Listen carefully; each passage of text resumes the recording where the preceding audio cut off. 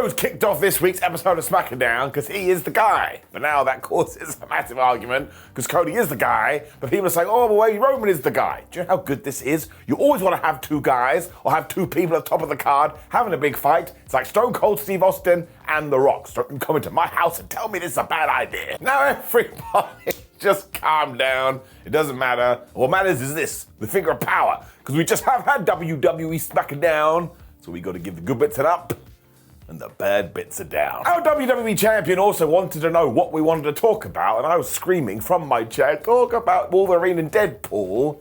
He didn't do that. I was like, well, what is the point? Instead, he called the WWE title the North Star of the industry, and that he'd made up his mind who his next opponent should be.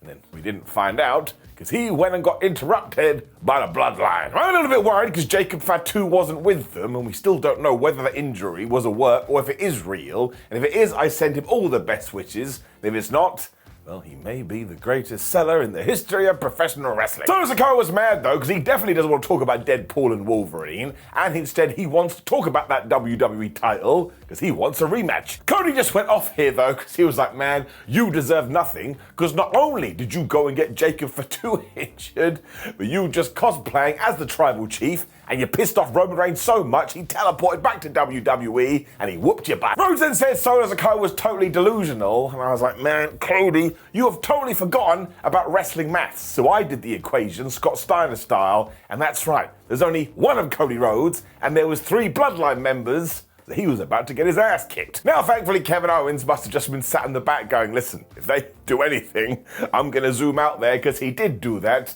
But he didn't come alone, he had Charlie the Chair. This is why Solo turned into a child, because he didn't want to get into any of this, and he kind of went, fine, I'll go and find Roman Reigns instead.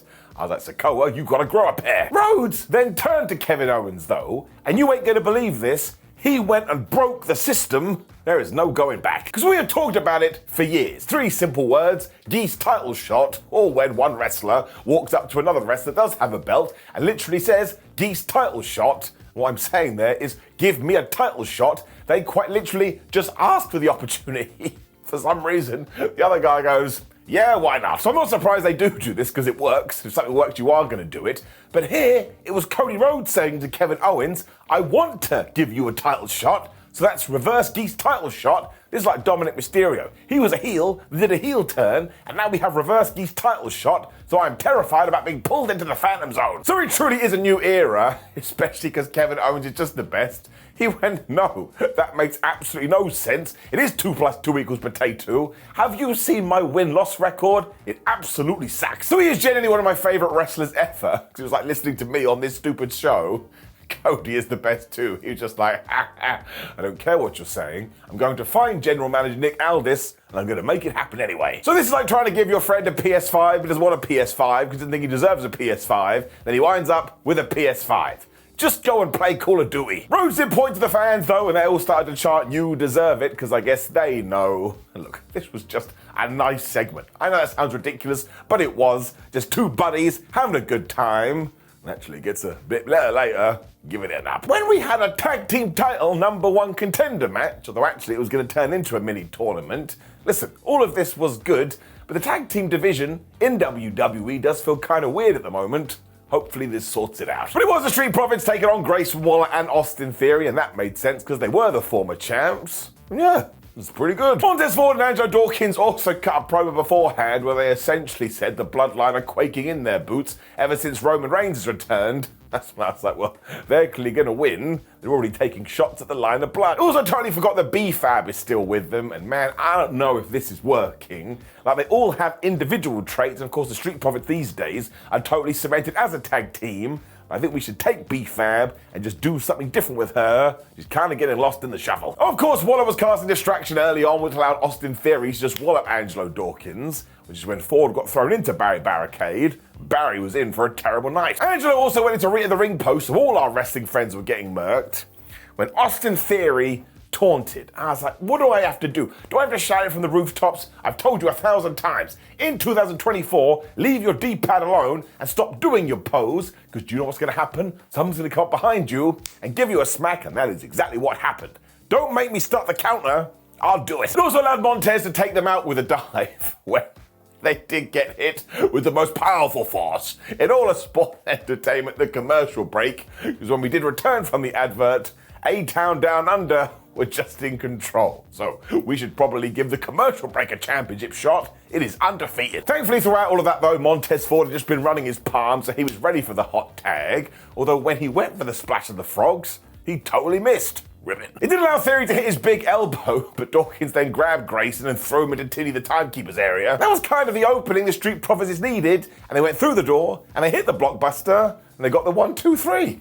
Just like that. I was like, well, at least they deserve it. That is what you should do, though, if you are going to set up brand new challenges for a championship. You press start on controller 2, giving it an up. When we got more great stuff with Cody and Kevin, should probably turn that into a TV show. But they were chatting to Nick Aldis, and Nicky actually agreed with Owens. He was like, yeah, I don't think you should have a title shot. And in fact, I've been doing some pondering, and I'm going to give it to Roman Reigns. Kevin could not believe what he heard, though, because sure, Roman held the belt for 1,316 days, but he kept on cheating, and the amount of times he should have lost it, but he always had somebody in his corner. So if Nick Aldis is looking for the right person, maybe he should go into the locker room, because there's a lot of deserving folk there. Owens was also pissed off that Roman was about to get an automatic title rematch, because he didn't think WWE had doing them anymore, and if they are, well, let's go back to when Kevin was the Universal Champion. Did he ever get his? No, he did not. Aldis had a wry smile on his face throughout all of this when he said, well, now I do see it in your belly, and you are getting this title shot, and honestly, this was such a fresh way to make a championship match. I felt like I was eating bread. Because we talked about the past, there was reasoning on both sides, and the contender even tried to explain, would you look at the sense here? But of course I want to see Kevin Owens versus Cody Rhodes, although I'm also that guy, because Kevin, you know what you gotta do, what you always do, go super duper heel.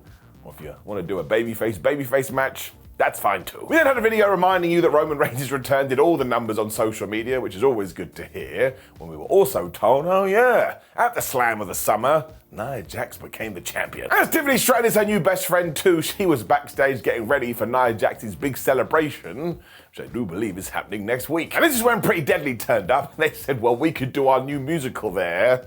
Look at me in my eyes, WWE. This needs to happen. I need to see that musical. Chelsea Green and Piper Niven then walked in. They just don't like Tiffany Stratton, and they especially didn't like her outfit. And I do believe they called her Tacky Time because they thought her clothes were tacky. So, yeah, it's a really good shot. They also teased that Tiffany can't be trusted because, of course, she does have the Money in the Bank briefcase when Stratton went toodles and she walked off. If you watch this after taking some drugs, you probably had a little bit of a meltdown. When we got into building our women's tag team division with a singles match. It's the most WWE thing ever. But it was Jade Cargill taking on Alba Fyre with their respective partners in the corner. I can sum this up on quite well. At first, Alba thought, well, I'm really strong, but she didn't realize that Jade Cargill was actually the living formation of WWE No Mercy. When she went to slam her, she couldn't do it and went, my back. Then Jade used one arm to throw her around. We go back in time. Eventually, Fyre was able to apply the Black Widow submission, though, as made famous by AJ Lee. I'm just saying. But once again, Cargill kind of wiggled this off. She hit the Jaded. And very quickly, she got the 1, 2, 3. Of course, Blair Davenport teleported in afterwards because she is brand new friends with the tag team champions, but that just meant Bianca Belair could get in there, and Naomi's music hit, and she came to the ring. So you can see what we're doing here. We are going to have a 6-man tag. It was okay, though. It was nothing bad, and I always enjoy CJ being a powerhouse, so I am going to give it an up. But this actually ties into Raw. This needs a lot more story, and it needs a lot more promo time. And actually, this is WWE shooting itself in the foot, because they have done so well with a lot of their other angles. Well, this one just feels a little bit lacking. Therefore, I am going to give it a down. Like, don't get me wrong, everybody in it is really good. We just need to turn up the heat. We got more love for Roman Reigns, because he's very good on social media. When we were told, oh yeah, LA Knight won the US title at SummerSlam. You're not going to believe this. Out came LA Knight. He has brand new music, which essentially sounds like his old music, but a little bit brighter. And guess who was in the crowd? Lou Ferrigno. I popped. Knight also said he didn't care about the fact he'd beaten Logan Paul in his hometown because the only thing that matters to him is that he said he was going to become a champion. He is now a champion, and now he's arrived. Yeah. LA also admitted that now he has a belt, he knows there's a target on his back. When he said something like, you better quit it or hit it, And I was like, I think we should move on from this very fast. He definitely had more to say, but this is a WWE show. So I sat there going, well, somebody's going to interrupt. And of course, it was Mr. Santos Escobar. Now, he pretended that he was really happy for LA Knight, but he was lying. And he also started telling everyone in the crowd that they sucked, but he did it in the most nonchalant way. Like he was asking for a snack. Just walked in, he was like, oh, hello, you suck. Oh, hello, you suck. Santos wasn't impressed with any of this though, because he thinks LA Knight is a crappy US champion, and he is just the opening act before Escobar gets that belt. And I was like, Santos, I understand what you're doing here, but you can't say he's a crap US champion. He's literally just what? He hasn't had the time. He then stole LA Knight's cadence as he said Escobar with a C on the end. And LA was like, man, you just wasted my time, because you know if you do want a shot at this thing, you have to earn it in a qualifying match. Who even cares about any of that though, because the fans know the deal too. Everybody is going to go down to LA Knight. The whole time I was like, such a star. So it was standard stuff, but that's why LA Knight is so good. He can go out there and do the basics, and it's just the most fun. I am giving him it up. When, my gosh, time stood still. Because after what must have been months of me thinking he was dead, we got a return vignette for none other than Giovanni Vinci. And I do believe his whole gimmick is going to be, I am an Italian. Now this is actually quite smart because the new rumor is apparently in 2025, WWE may be heading to Italy, so he could be super over. And at one point, he was in a car, and it was like, I'm gonna find the drive to be successful on SmackDown. I was like, oh great, he's gonna make puns. When it was indeed Santos Escobar versus Andrade to see who was gonna be the #1 contender for the US Championship, I tell you, if you have 10 or so minutes today, you gotta watch this. It absolutely ruled. Andrade just took off Escobar's head here at the start with a massive clothesline, which is when Angel and Berto started to get worried and they were gonna be a couple of dicks, but this is when out came Apollo Crews and Baron Corbin and they chased them away. And I'm glad we did that. Getting a bit worried that WWE was forgetting. I do have to point out though, before all of this, the Legado del Fantasma just kept attacking Andrade. So I was like, who signs off on this? It's like when your partner cheats on you and you go, oh, you're never gonna do it again. Of course they're gonna do it again. You need to learn. Escobar then hit this amazing tilt-world backbreaker and Andrade was coming back with sunset power bombs. When the worst thing happened, we cut to the commercial break. Because it is the most powerful force in all sports entertainment, and when we did return, Santos Escobar was just in control. And I bet he said to Andrade, you debuted in the Royal Rumble, and now you only getting a push in August. Andrade was like, man, that's true, I hate it. Andrade then used his Sanders to hit a moonsault when he got the Three Amigos for a 1-2-ooh, where they just fought. That was really great. It was like two kids fighting over the last piece of pie. The poison rana that followed after this was absolutely amazing, although Andrade kept coming. And just as he was about to win, I assume, Carmelo Hayes was just here, and he jumped up on the apron, so Andrade was like, damn it, he punched him in the face. Now I do think this was really good because of course it ties into the last few weeks of WWE programming. Of course Carmelo would come out here, he hates Andrade because he keeps losing to it. Elektra Lopez was inspired by that, so then she started to distract the ref, so just when Andrade was going for the double knees, Hayes pulled Santos out the way, when Mr. Tranquilo turned in to say, why are you ruining my life? You make it so hard. Santos hit the most devastating move in all of sports entertainment, surprise roll-up. 1, 2, 3. So it does mean that Escobar remembered his WWE training, and that was very good because it all happened so quickly. And now we can carry on Carmelo Hayes versus Andrade, and we have purpose to do it. And we're going to get Santos Escobar versus LA Knight. And I searched my feelings. I like all of this up. DIY were then very upset that they had lost the tag team titles last week, but they promised they were going to get them back. When we did indeed get our tribute to Kevin Sullivan, who very sadly passed away yesterday. So it's definitely worth a read today about his career, because you will see that he had a massive impact on the industry.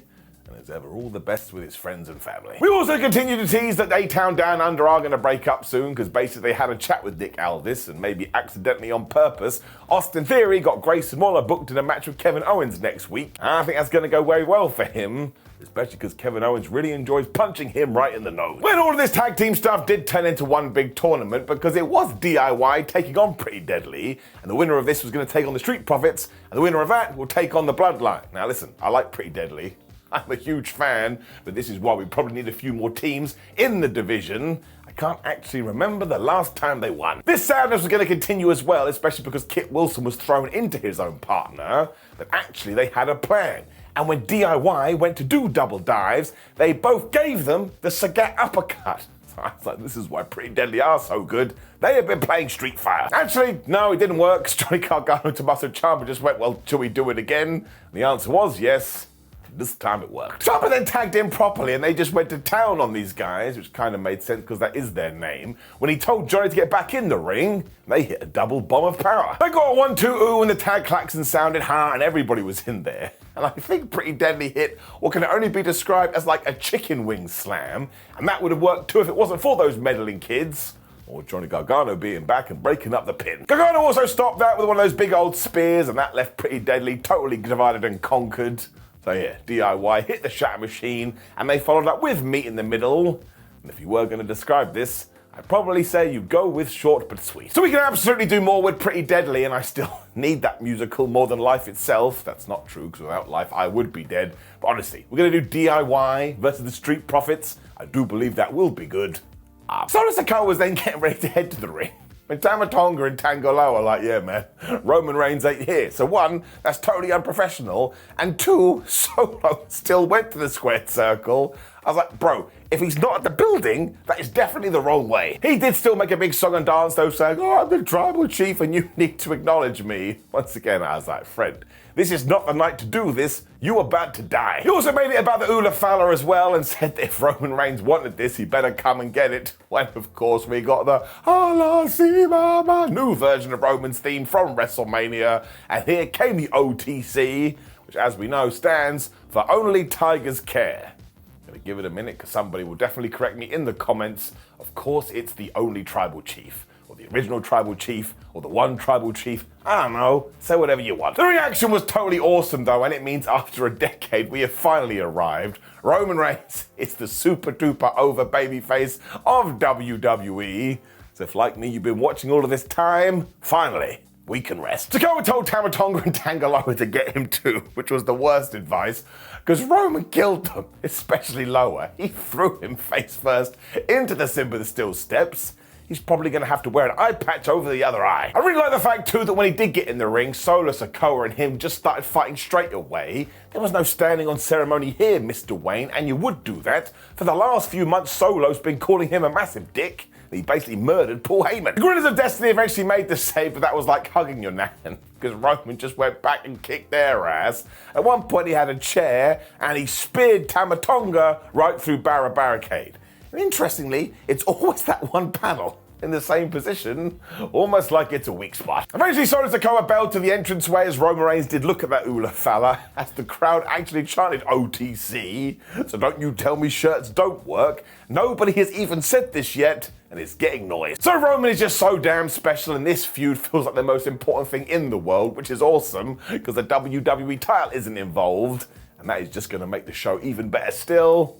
And it is getting it up. Which brought us to the end of SmackDown, and yes, it was a really good time. I mean, I think it just ticked the boxes that you would expect it to tick, but when you have a super duper star like Roman Reigns, well, it does make things a lot easier. Now, of course, please do drop me a comment below and let me know what you thought about last night's SmackDown. Like the video, share the video, subscribe, and engage as much as possible. And if you would like my thoughts on Monday Night Raw, boom, there's the video for ups and downs. Otherwise, enjoy the weekend, my friend. I'll see you soon.